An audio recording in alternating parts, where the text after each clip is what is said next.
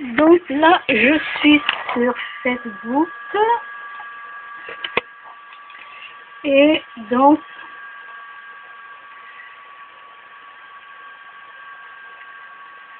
le docteur Jean-Jacques Charbonnier a partagé la vidéo de Stéphane Alix officiel. Donc déjà, je vais cliquer sur j'aime la page et je vais vous laisser écouter quelque chose qui est très intéressant. De l'espace et du nowhere. Voilà. Donc, il y a quelque chose de déterminant, c'est qu'on vit tous de façon unanime, essentiellement en Occident, en se disant qu'après la mort, il n'y a plus rien, que le cerveau meurt, il n'y a plus de conscience, mais c'est basé sur aucune certitude scientifique, cette assertion. Oui. Donc on s'accorde dessus comme par une espèce de consensus, mais il n'y a aucune preuve qu'il y a une vie après la mort, mais il n'y a non plus aucune preuve qu'il n'y a pas de vie après la mort. Bien sûr, donc cette ouverture permet de reconnais bien votre esprit cartésien. Complètement. Voilà, c'est très bien. Alors à partir de là, vous vous penchez avec sérieux et rigueur sur des sujets dits surnaturels que vous préférez appeler extraordinaires. Pourquoi le mot surnaturel? Parce que surnaturel, paranormal, tout ça, ça convoque un certain nombre d'idées préconçues qui sont plutôt des idées de rejet. Extraordinaire, c'est vague, mais ça a au moins le mérite de désigner clairement de quoi on parle. On parle de quelque chose qui sort de notre ordinaire et qui ferait peut-être bien d'être considéré plus comme quelque chose de normal. En fait, on s'auto-censure, toutes et tous. Une femme va vivre une expérience de mort imminente suite à un accident, elle va même avoir de la difficulté parfois à en parler à son mari. Parce qu'il y a une espèce de consensus, tout ça c'est du bizarre, tout ça c'est du pas réel, on n'en parle pas, on n'en parle pas. Et moi ce que je fais depuis 15 ans en tant que journaliste, c'est ouvrir les portes, et je m'aperçois qu'en fait des milliers, des dizaines de milliers de gens vivent des choses comme ça autour de nous. Et en libérant cette parole, on s'aperçoit que tout ça est vraiment, au contraire, une partie de notre réalité. En 2015, vous publiez chez Albin Michel, et vous êtes venu à l'époque sur ce plateau pour en parler, le test, une expérience inouïe, la preuve de l'après-vie. C'est là que ça devient intéressant. Vous enfermez dans le cercueil de votre père un certain nombre d'objets que vous étiez les seuls avec lui à connaître. Un an après, il y a 6 médiums qui nomment les objets qui étaient enfermés dans le cercueil de votre père. Je connais le sujet, je connais des médiums, j'en ai interrogé, j'en ai testé, mais de le faire moi-même avec des objets que j'avais cachés, mon père ne le savait pas avant de mourir, je lui ai dit après sa mort. Donc j'étais l'unique être vivant, ni ma famille, ni ma femme, ni mes amis, ni ma mère n'étaient au courant de ça. Donc quand effectivement ces médiums commencent à parler des objets et puis de plein d'autres choses, c'est vertigineux, on ne peut plus s'échapper là. C'est irrationnel, c'est de ne pas y croire, vous dites. Ce qui est irrationnel, c'est de se dire qu'il n'y a rien du tout, il n'y a pas d'intéressant dans ce sujet-là et que ça ne mérite pas d'examen. Ça, c'est une position qui n'est pas une position scientifique, c'est une position de croyant qui ne veut croire en rien du tout. Alors, début 2014, vous décidez de faire un break, vous êtes fatigué, limite burn-out, vous décidez de lâcher prise, vous partez au Pérou, à Tarapoto.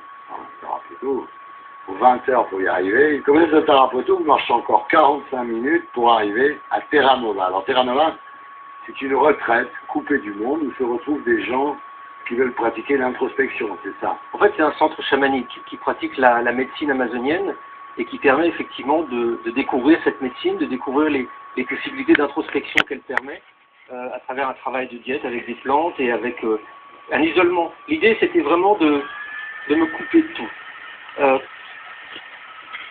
Donc, ce que je trouve intéressant, bon, moi j'espère un jour aller dans un endroit comme ça aussi, pour tester, pour voir, parce que moi aussi je teste, hein. Et j'ai envie d'aller dans un endroit comme ça. Voilà. Pas pour ma retraite. Pour ma retraite, ça sera dans un centre bouddhiste, mais aller dans un endroit comme ça avec des chamans, je dis pas non. Alors là, ce qui était intéressant, c'est que surtout le passage où lui seul connaissait les objets qu'il avait mis dans le cercueil donc de son papa, que personne n'était au courant, mis à part lui, et qu'il a testé des médiums. Il a fait un test parce que lui, il est journaliste, il a quand même fait, il est cartésien, il a un côté cartésien, et il a fait des tests pour savoir ce qu'allaient lui dire les médiums. Et justement, les médiums lui ont dit ce qu'il y avait dedans, et même peut-être autre chose, sur peut-être son père ou sa vie à lui, ça je ne sais pas, là il n'en parle pas. Donc je tiens à dire que la police travaille avec des médiums, hein, et Et non, ce n'est pas une histoire inventée, bien sûr, puisque la police font aussi des recherches avec les médiums. Et puis voilà quoi, donc ça c'est très intéressant. C'est bien de tester les gens, moi je trouve.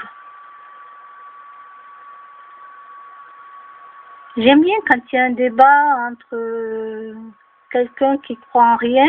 Bon, il y a quand même une croyance parce qu'il ne croit en rien quand même. C'est une croyance de ne croire en rien.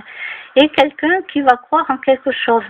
C'est bien quand il y a un débat, à condition que le débat, on ne monte pas le ton pour avoir plus raison que l'autre. Non, il faut être sur la même mesure de voix. Il n'y a pas besoin de hurler pour essayer de parler. Au contraire, les gens intelligents font comme ça.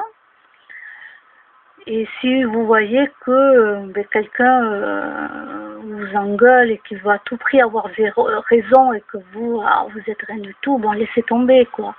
Moi, je vous le dis, laissez tomber, c'est pas la peine de continuer à parler avec des gens comme ça. Laissez les gens croire en ce qu'ils veulent.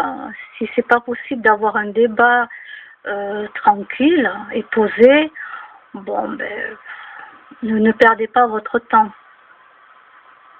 Donc voilà, c'est des petits passages. Donc je vais écouter la fin, bien sûr. Et je trouve toujours ça intéressant. Et après aussi, faites vous-même vos propres recherches. C'est ça qui est intéressant dans la vie, c'est à vous-même de faire vos propres recherches. Et je vous dis à plus tard. Au revoir.